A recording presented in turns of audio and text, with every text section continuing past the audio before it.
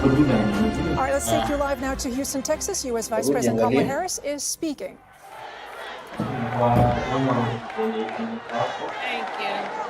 you.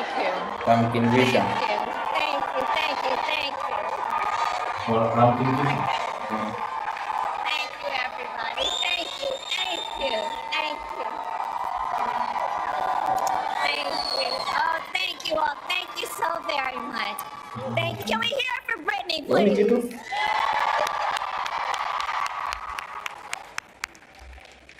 Thank you. It's so wonderful to be back with everyone here. Thank you. That means so much more than I can say. Randy, thank you for your friendship, your long-standing friendship. As we all know, Randy is a force, and she has been an incredible friend and an advisor to the president and me. And I want to thank you on behalf of the president and me and our country for all that you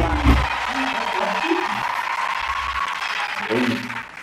And I want to begin by saying a few words about our President Joe Biden. You make a mic. You know, right? Yeah. So last night, our president addressed the nation, and he showed once again what true leadership looks like. He really did. His words were poignant. You know, I'll speak in a moment about the importance of reminding people of history, teaching America's true history. He thinks and talks about his work and our country, understanding what it means in terms of what we do now and how that will impact the future.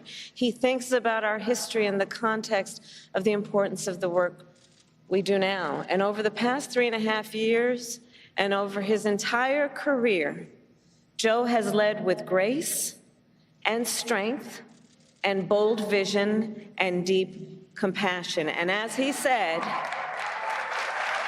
that's right.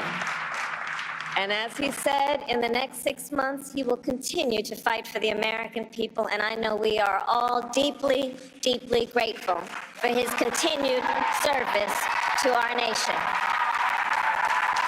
Thank you. Thank you.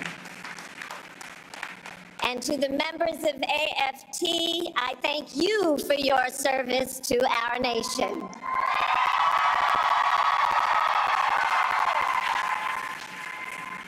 From the public service workers and higher education faculty to the school bus drivers and the custodians, to the school nurses and our teachers, you all do God's work educating our children, the whole ecosystem of who are AFT members. It is you who have taken on the most noble of work, which is to concern yourself with the well-being of the children of America. And I thank you for that. I thank you for that. And I thank you also for your support over the years and for being the first union to endorse me this week.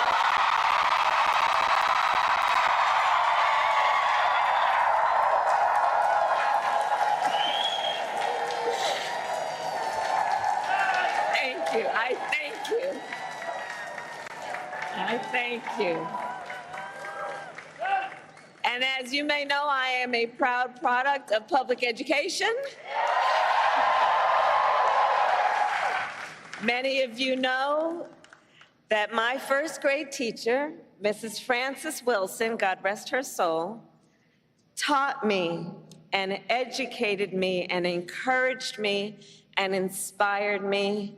And years later, when I walked across the stage to receive my law school diploma, Mrs. Frances Wilson was in the audience. Yeah. Yeah. And that's who you are. I know who you are. I know who you are. This work is personal, and it is professional, and it is so critically important. And so it is because of Mrs. Wilson and so many teachers like her that I stand before you as Vice President of the United States of America. And that I am running to become President of the United States of America.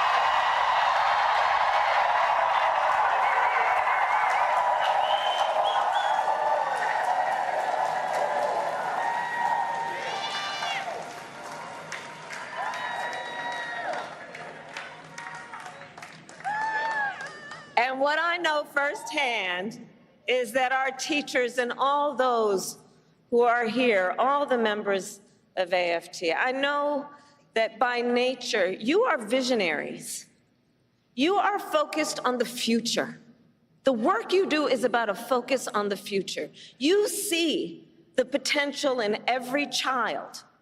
You foster it, you encourage it, and in so doing, you shape the future of our nation. Right, you're listening there to U.S. Vice President Kamala Harris speaking at a convention for one of the nation's largest teachers' unions, where she started off by paying tribute to President Joe Biden. Let's take you now to Alan Fisher, who has also been listening in. Alan, a very friendly crowd, the VP in full election mode. It seems like she has injected new life into this campaign. From what you have seen so far, does she stand a better chance at beating Donald Trump than Biden did? Well, the polls that we're seeing certainly suggest that, but there is a honeymoon period, and she's right bang smack in the middle of that. And she's speaking to an audience that is very receptive because she is a product of public education, and teachers tend to be a natural constituency for the Democrat Party. And so for all of those reasons, she's doing very well. This is a crucial period. These 3 weeks are vitally crucial for the Harris campaign. In this period, Donald Trump can define you. He's done it with everyone who's stood against him, from Jeb Bush back in 2016 to Marco Rubio at that point, against Joe Biden in 2020 less successfully, but then this time round with Ron DeSantis and Nikki Haley. He gets nicknames, he repeats it, he continues to hammer the message. And they're struggling to find a message against Kamala Harris. They've got to do it soon, or else she is going to define herself for the American public, and no matter what the Trump-Vance campaign says, isn't going to stick. So performing in events like this are important for Kamala Harris. Getting a good reception, like she's getting in Texas, is important for Kamala Harris. Just in the last 10 minutes, her office has put out a statement condemning protesters who set fire to the US flag, protesting against Benjamin Netanyahu's speech to Congress. And that will play well with many Americans as well. Our team are savvy, they understand that these 3 weeks are important. She may well get the Democratic nomination on August the 1st. It's all but a done deal. But between now and then, she has got to establish that she is a credible candidate and not let Donald Trump define her as something else. Right. And Alan, I mean, you referenced it there. I mean, the war on Gaza is emerging as a wedge issue. What are some of the clues we have right now that can give us some insight, a rough idea of what her foreign policy positions might look like, specifically on Israel? For the next 6 months, there's likely to be very little daylight between herself and Joe Biden. She may start to separate if the polls suggest that what she's saying isn't quite receptive from the American public.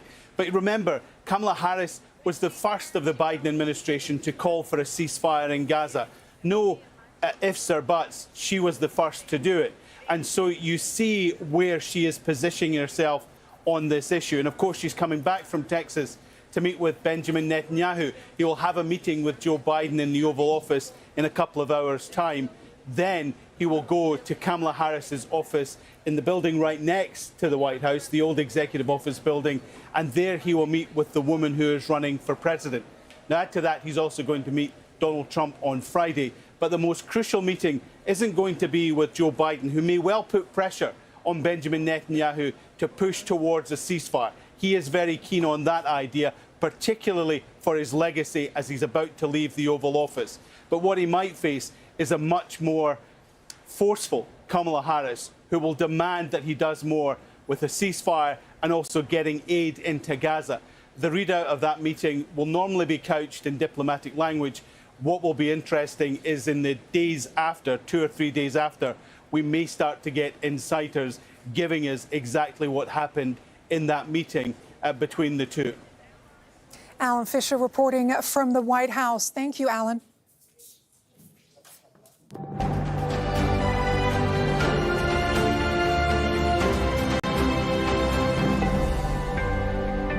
Hundreds of people are still missing in southern Ethiopia, 5 days after 2 landslides hit a remote area. Heavy machinery can't reach the region, so rescue teams and volunteers have been using their bare hands and shovels to dig through the mud. Well, the UN says the death toll from the disaster has now risen to at least 257 people.